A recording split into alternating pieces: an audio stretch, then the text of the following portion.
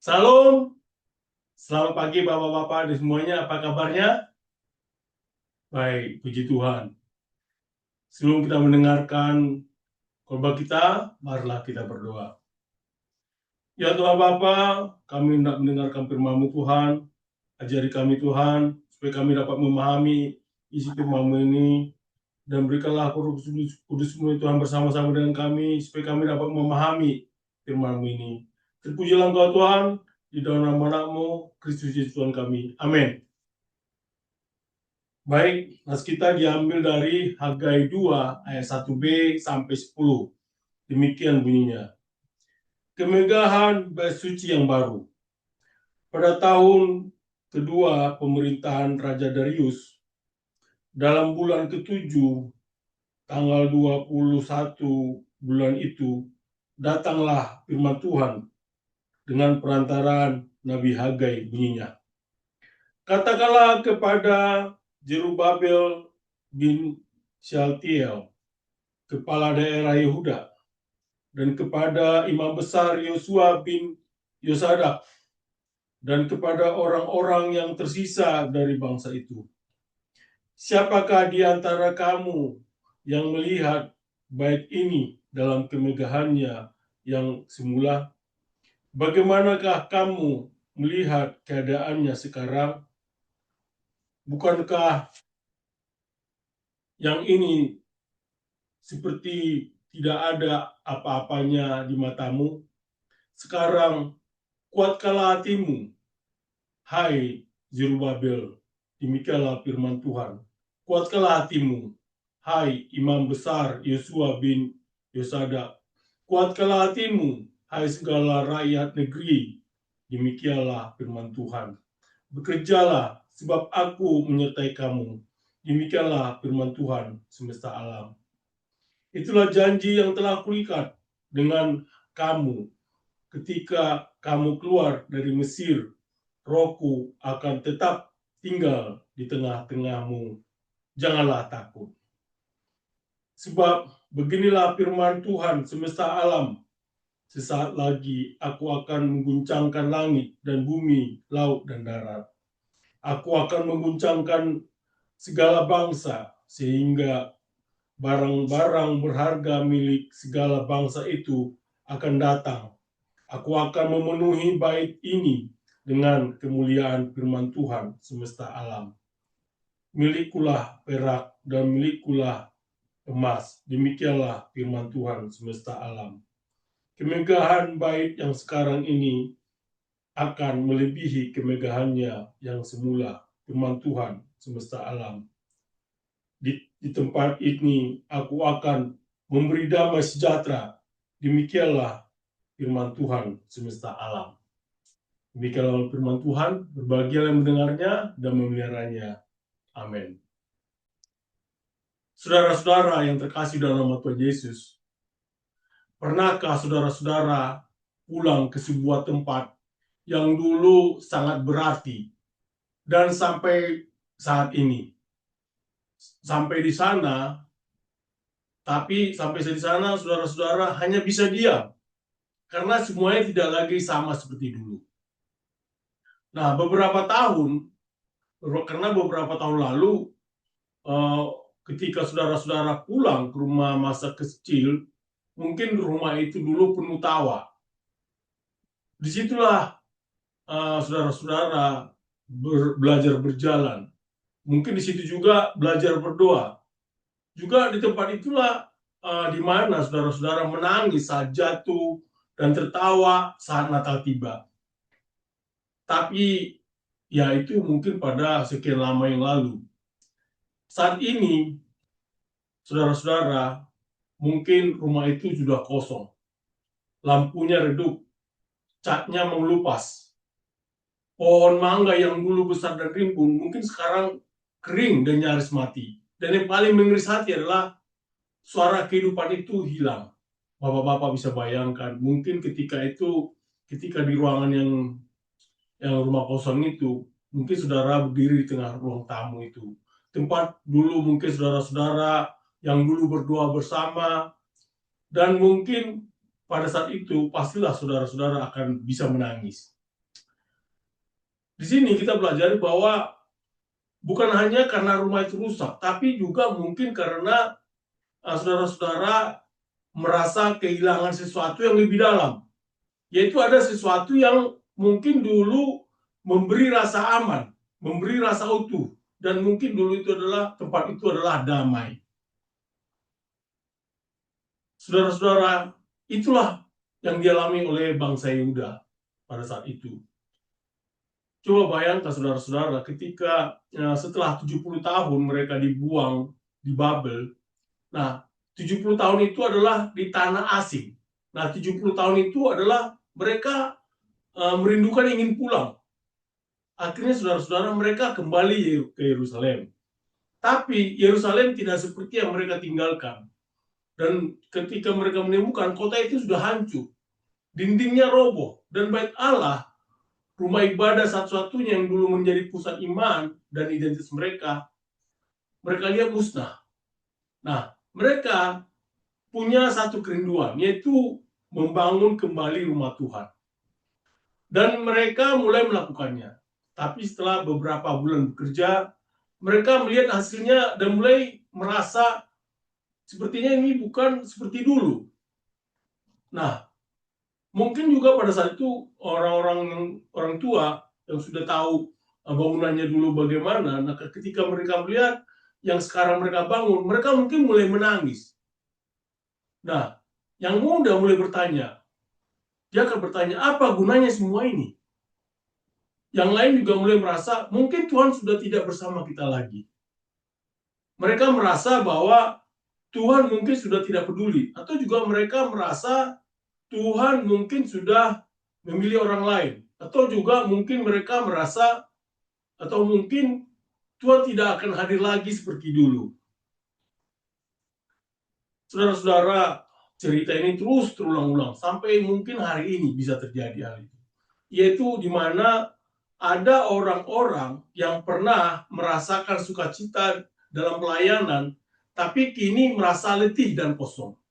Atau juga ada keluarga yang dulu penuh kasih, tapi sekarang dipenuhi pertengkaran. Atau juga mungkin ada gereja-gereja yang dulu penuh jemaat, tapi sekarang hanya setengah bangku yang terisi. Atau juga mungkin ada pribadi-pribadi yang dulu berapi-api dalam iman, tapi sekarang bertanya, kemana Tuhan?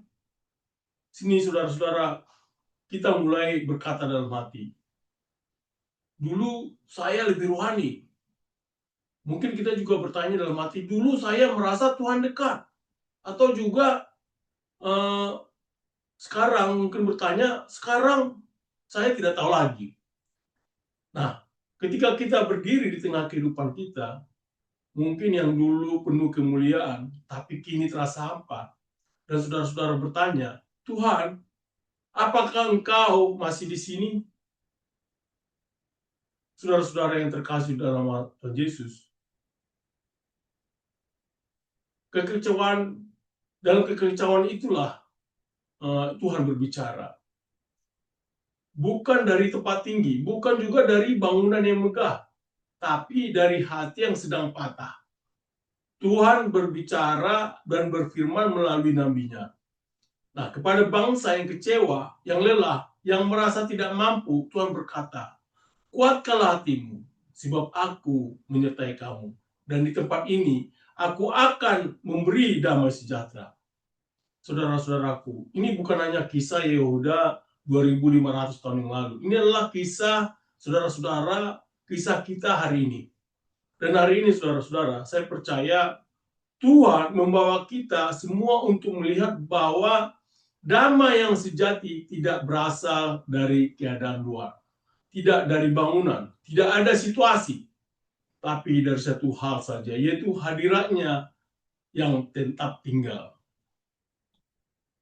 Saudara-saudara, mungkin hari ini kita akan melihat bersama-sama bagaimana Tuhan tidak pernah meninggalkan umatnya, bahkan di tengah kerumunan hidup. Juga kita bisa melihat bersama bahwa bagaimana Tuhan bekerja bukan hanya dalam kemegahan, tapi dalam kesetiaan yang kecil. Juga di sini kita melihat bagaimana damai sejati bukanlah perasaan nyaman, tapi janji kekal dari Allah sendiri yang digenapi dalam Kristus. Saudara-saudara, mari kita buka hati kita untuk mendengar suara Tuhan melalui Hagai 2 ayat 1b sampai 10 ini. Firman ini berbicara kepada orang-orang yang sedang membangun kembali. Firman ini berbicara kepada hati yang ingin percaya lagi. Dan firman ini berkata, damaiku masih ada, kemuliaanku sedang tegang. Saudara-saudara yang terkasih dalam nama Tuhan Yesus, kita bisa pelajari bahwa saya coba mengilustrasikan demikian. Untuk kita bisa bagaimana memahami Hagai 2 ayat 3 ini. Yaitu ketika mungkin ada seorang ibu jemaat yang sudah hampir 40 tahun aktif melayani. Dia datang ke seorang pendeta. Ya mungkin dia konsul gitu ya. Dia katakan demikian, seorang ibu ini berkata, Pak Pendeta, saya rasa pelayanan saya sudah tidak berarti lagi. Gereja tidak seramai dulu. Dulu ada 80 anak sekolah minggu, sekarang paling 5 orang. Dan si ibu itu seperti sedang membangun sesuatu yang sia-sia. Nah, di Hagai 2 ayat 3 dikatakan demikian. Katakanlah kepada Yerubabel bin Shealtiel, kepala daerah Yehuda, dan kepada imam besar Yosua bin Yosadak, dan kepada orang-orang yang tersisa dari bangsa itu. Nah, kita bisa baca di Hagai 2 ayat 4 mengatakan demikian. Siapakah kamu yang melihat baik ini dalam kemegahannya yang semula? Bagaimanakah kamu melihat keadaannya sekarang? Bukankah yang ini seperti tidak ada apa-apanya di matamu? Saudara-saudara yang terkasih dalam nama Tuhan Yesus. Nah, coba bayangkan di mana ada orang tua Yahudi yang dulu menyaksikan keindahan bait Allah di zaman Salomo. Mereka tahu seperti apa kemegahan itu. Yaitu kemegahan itu kita lihat mereka lihat tiang-tiangnya terbuat dari marmer, terbuat dari emas yang melapisi dinding, dindingnya dari lapis dinding emas, dan juga ada pujian para imam. Tapi kini mereka berdiri melihat pondasi kecil dan kayu seadanya, lalu mereka menangis. Dan kita pun sering merasa begitu, yaitu mungkin kita sering merasa hasil kerja kok seperti tidak ada artinya. Dulu mungkin saudara-saudara mengatakan bahwa dulu lebih dekat dengan Tuhan, sekarang kok kosong.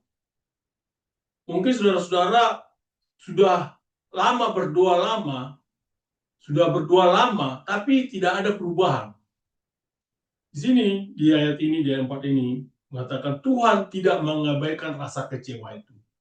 Dia tidak menghukum kita karena kecewa. Sebaliknya, dia berbicara ke dalam perasaan itu.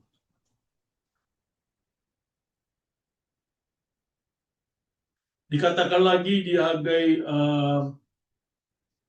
2 ayat 4, dikatakan Tuhan tidak menuntut hasil spektakuler, dia menuntut kesetiaan. Yaitu kita bisa baca di Hagai 2 ayat 4 mengatakan, kuatkanlah hatimu, hai Jerubabel. Dan juga, hai imam besar Yosua, hai seluruh rakyat, bekerjalah, sebab aku menyertai kamu. Itu kita bisa baca di Yosua, di Hagai 2 ayat 4 ini. Bekerjalah, sebab aku menyertai kamu. Demikianlah firman Tuhan semesta alam. Nah, untuk bisa memahami firman ini, mungkin bapak-bapak dan ibu bisa membayangkan seorang anak kecil ketika dia membantu ayahnya membangun rumah dari kayu. Potongan kayunya miring, paku tidak masuk sempurna, tapi sang ayah tersenyum dan berkata, lanjut Kak, aku bersamamu. Dan Tuhan tidak berkata, bangun yang besar, tapi dia berkata, bangun bersama. 3 kali Tuhan berkata, kuatkanlah hatimu. Dalam bahasa Ibrani, kata ini adalah hazak. Kata yang digunakan Tuhan saat menguatkan Musa dan Yesua. Ini bukan hanya kata semangat, ini adalah kata perjanjian. Aku pernah menyertai nenek moyangmu, sekarang aku menyertai engkau. Artinya saudara-saudara, meskipun pelayanan saudara-saudara kecil, Tuhan tetap menyertai. Meskipun keluarga saudara-saudara retak, namun Tuhan tetap menyertai. Meskipun juga hati saudara-saudara lelah, Tuhan tetap tinggal. Kalau kita baca di Hagai 2 ayat 6-7, dikatakan, itulah janji yang telah kuikat dengan kamu ketika kamu keluar dari Mesir. Rohku akan tetap tinggal di tengah-tengahmu. Janganlah takut. Sebab beginilah firman Tuhan semesta alam. Sesaat lagi aku akan mengguncangkan langit dan bumi, laut dan darat. Ditambah lagi di ayat 8, aku akan mengguncangkan segala bangsa, sehingga barang-barang berharga milik segala bangsa itu akan datang. Aku akan memenuhi bait ini dengan kemuliaan. Firman Tuhan semesta alam. Sesaat lagi aku akan mengguncangkan langit dan bumi, laut dan darat, dan segala bangsa akan datang dengan kekayaannya.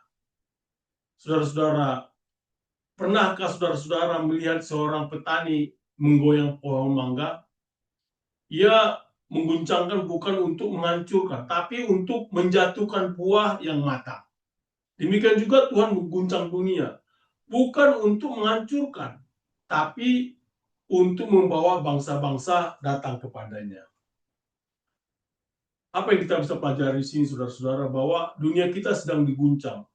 Contohnya pandemi global, juga sekarang ini krisis ekonomi, juga yang sedang digoncang adalah ketidakpastian moral dan budaya, dan juga perang di mana-mana, dan juga yang digoncang adalah konflik antar bangsa dan suku. Tapi saudara-saudara, jangan salah tafsir, karena guncangan ini bukan tanda ketiadaan Allah. Guncangan adalah tanda Tuhan sedang mengatur ulang segalanya untuk kemuliaannya. Sebab barang-barang berharga dari segala bangsa akan datang. Dalam terang perjanjian baru, ini menunjuk pada saat di mana Kristus akan dihormati oleh segala bangsa. Kalau kita baca di ayat Hagai 2 ayat 8, aku akan mengguncangkan segala bangsa, sehingga barang-barang berharga milik segala bangsa itu akan datang. Aku akan memenuhi bait itu dengan kemuliaan, firman Tuhan semesta alam. Dan kalau kita lihat lagi di ayat 8, ayat 9, milikulah perak dan milikulah emas. Demikianlah firman Tuhan semesta alam. Perak adalah milikku dan emas adalah milikku. Demikianlah firman Tuhan. Kita bisa baca tadi di ayat 9. Ini artinya apa? Tuhan tahu kita tidak punya apa-apa, tapi tetap Dia meminta kita memberi. Karena yang penting bukan jumlahnya, tapi hubungan kita dengan Dia. Perak dan emas itu miliknya. Segala sesuatu yang kita butuhkan untuk membangun ada padanya. Artinya saudara-saudara, jika Tuhan memanggil saudara-saudara untuk membangun keluarga, membangun pelayanan, membangun usaha, jangan takut soal biaya. Taatilah dulu. Tuhan akan menyediakan. Kalau kita baca ayat 10, kemegahan bait yang sekarang ini akan melebihi kemegahannya yang semula. Firman Tuhan semesta alam. Di tempat ini, aku akan memberi damai sejahtera. Demikianlah firman Tuhan semesta alam. Kemegahan rumah ini akan melebihi kemegahannya yang semula. dan di tempat ini aku akan memberi damai sejahtera. Artinya, kalau kita bisa analogikan adalah ketika seorang raja membangun istana termewah untuk menyenangkan hatinya, tapi ia tetap gelisah di malam hari. Sebaliknya, seorang ibu sederhana tidur dengan damai di rumah kecil karena tahu Tuhan menyertainya. Di sini kita diajari bahwa damai bukan hasil kekuasaan, tapi damai adalah hasil hadirat Tuhan. Dalam bahasa Ibrani artinya salom. Salom berarti adalah keselamatan. Salom berarti adalah keutuhan. Salom berarti adalah restorasi. Salom berarti adalah hubungan yang pulih. Bukan hanya tidak ada konflik, tapi pemulihan total. Bait suci yang baru mungkin lebih kecil dari bait Salomo, tapi Tuhan berkata, aku akan hadir di sini dan aku akan membawa damai. Saudara-saudara yang kekasih dalam nama Tuhan Yesus, semua janji ini adalah tentang hadirat, tentang damai, tentang kemuliaan, yaitu digenapi dalam Yesus Kristus. Yesus Kristus adalah bait Allah yang sejati, yaitu kita bisa baca di Yohanes 2 ayat 19. Yesus Kristus adalah Raja Damai, yaitu Yesaya 9 ayat 6. Yesus Kristus adalah Salom, yaitu Salom kita, yaitu di Efesus 2 ayat 14. Yesus berkata di Yohanes 14 ayat 27 berkata, damai sejahtera kutinggalkan bagimu, damai sejahteraku kuberikan kepadamu.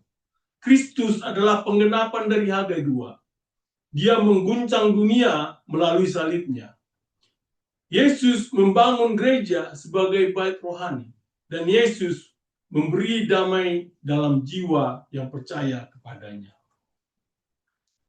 Saudara-saudara yang terkasih dalam nama Tuhan Yesus, jika hidup saudara-saudara sedang dibangun kembali, mungkin dari puing-puing kegelapan, atau juga dari kehilangan, atau luka, ingatlah ini. Tuhan tidak memanggil saudara-saudara karena kekuatan saudara-saudara, tetapi karena hadiratnya. Bangunlah bersama dia. Bangunlah kembali iman saudara-saudara. Bangun kembali panggilan hidup saudara-saudara. Bangun kembali relasi dengan Tuhan. Sebab dia telah berjanji, aku menyertaimu, dan di tempat ini aku akan memberi damai sejahtera. Saudara-saudara yang terkasih dalam nama Tuhan Yesus, saya ingin menutup dengan kisah nyata seperti sedemikian. Kalau kita ilustrasikan, ada seorang tukang kayu tua yang bekerja seumur hidupnya membangun rumah orang lain. Suatu hari majikannya berkata, tolong bangunkan aku satu rumah terakhir sebelum kamu pensiun. Tukang kayu itu mulai bekerja, tapi karena sudah terlelah, ia tidak bekerja sepenuh hati. Ia memilih bahan yang murah, memotong waktu, dan menyelesaikannya asal jadi. Nah, ketika rumah itu selesai, majikannya menyerahkan kunci rumah kepadanya dan berkata, rumah ini adalah hadiah untukmu. Tukang kayu itu tercengang. Ia menyesal. Andai ia tahu rumah itu akan menjadi miliknya, ia pasti membangunnya dengan sebaik mungkin. Saudara-saudara, poin apa yang kita pelajari hari ini adalah, yaitu kita bisa pelajari kita sedang membangun sesuatu hari ini. Mungkin itu adalah pelayanan, mungkin itu rumah tangga, mungkin juga hidup rohani, juga mungkin membangun masa depan. Pertanyaannya adalah, apakah saudara-saudara membangunnya dengan iman dan kesetiaan seperti bangsa Yehuda? Mungkin yang kita bangun sekarang terlihat kecil, terlihat biasa, tidak sebanding dengan masa lalu. Tapi jika kita membangunnya dalam penyertaan Tuhan, maka kemuliaan yang akan datang akan melebihi kemuliaan yang lalu. Dan damainya akan turun di tempat ini. Lalu poin-poin yang kita pelajari hari ini ada 5 poin tentang kebenaran kekal dari Hagai 2 ayat 1b sampai 10. Yang pertama adalah Tuhan melihat kesetiaan lebih daripada penampilan luar. Artinya, bukankah ini seperti tidak ada artinya di matamu? Tapi Tuhan berkata, aku menyertaimu. Poin kedua, kemuliaan Tuhan tidak tergantung pada megahnya bangunan, tapi pada hadirannya. Bangunan sederhana pun bisa penuh kemuliaan jika Tuhan hadir di sana. Poin ketiga, guncangan bukan akhir dari segalanya, melainkan awal dari pekerjaan baru Tuhan. Artinya saudara-saudara, di sini disebutkan, aku akan mengguncangkan langit dan bumi. Artinya, guncangan hidup saudara-saudara mungkin adalah proses penyucian dan pengarahan. Poin keempat, Tuhan adalah sumber segala sesuatu yang kita butuhkan untuk membangun. Dikatakan di sini, perak adalah milikku, emas adalah milikku. Artinya, jangan takut kekurangan, takutlah tidak taat. Poin kelima, damai sejati hanya ada di dalam Tuhan dan digenapi dalam Kristus. Disebutkan tadi, di tempat ini aku akan memberi damai sejahtera. Artinya damai itu bukan hanya untuk bangsa Yehuda, tapi juga untuk saudara-saudara hari ini. Oleh karena itu saudara-saudara, mungkin saudara-saudara merasa iman bapak-bapak dan ibu seperti runtuhan bait suci. Mungkin saudara-saudara pernah ada semangat, tapi sekarang hancur. Mungkin juga saudara-saudara pernah ada api, tapi sekarang tinggal abu. Mungkin juga saudara-saudara merasa pernah ada kerinduan, tapi sekarang tinggal rutinitas. Mungkin saudara-saudara sudah berkata, Tuhan, apa gunanya aku terus berjuang? Namun hari ini saudara-saudara, Tuhan menjawab, bangunlah, kuatkanlah hatimu, sebab aku menyertaimu, dan aku akan memberi damai. Saudara-saudara, mari kita bertobat. Bukan dari dosa besar saja, tapi dari keraguan, dari ketidakpercayaan, dari hidup yang dibangun tanpa Tuhan. Hari ini saudara-saudara, serahkanlah kembali hidup saudara-saudara, serahkanlah rumah tangga saudara-saudara, serahkanlah juga pelayanan saudara-saudara, dan juga masa depan saudara-saudara ke tangan Tuhan. Percayalah bahwa Tuhan sanggup mengguncangkan segalanya demi membangun yang lebih mulia. Saudara-saudara yang terkasih dalam nama Tuhan Yesus, mari deklarasikan bersama dalam hati kita. Mengatakanlah begini, aku percaya walau hidupku sedang dibangun dari puing-puing, jika Tuhan menyertai, maka kemuliaan yang akan datang akan melebihi kemuliaan yang lama. Dan di tempat ini, di hidupku, di rumahku, Tuhan akan memberikan damai sejahtera. Saudara-saudara, pesan-pesan yang saudara-saudara dapat ambil dari petik dari Hagai ini adalah, jangan biarkan kegagalan menahan saudara-saudara. Bangunlah kembali. Jangan nilai hasil ukuran, tapi dari hadirat Tuhan. Jangan takut pada guncangan. Allah sedang bekerja. Jangan ragu memberi melayani. Tuhan akan mencukupkan. Jangan cari damai di dunia, namun cari damai di hadapan Tuhan. Saudara-saudara, bangunan yang sedang saudara-saudara bangun sekarang akan menjadi tempat Tuhan menyatakan damai-Nya jika saudara-saudara membangunnya bersama Dia. Bangunlah, karena damai-Nya sedang datang. Amin. Mari kita berdoa. Ya Tuhan Bapa, terima kasih Tuhan, kami telah mendengarkan firman-Mu Tuhan. Ya Tuhan Allah Bapa, Engkau telah mengguncang-guncangkan kami Tuhan, tapi kami yakin Tuhan, bahwa Engkau akan memberikan damaian di masa depan yang lebih baik ya Tuhan. Ya Tuhan, ajari kami Tuhan selalu setia kepadamu. Terpujilah Engkau Tuhan, di dalam nama-Mu Kristus Yesus Tuhan kami. Amin.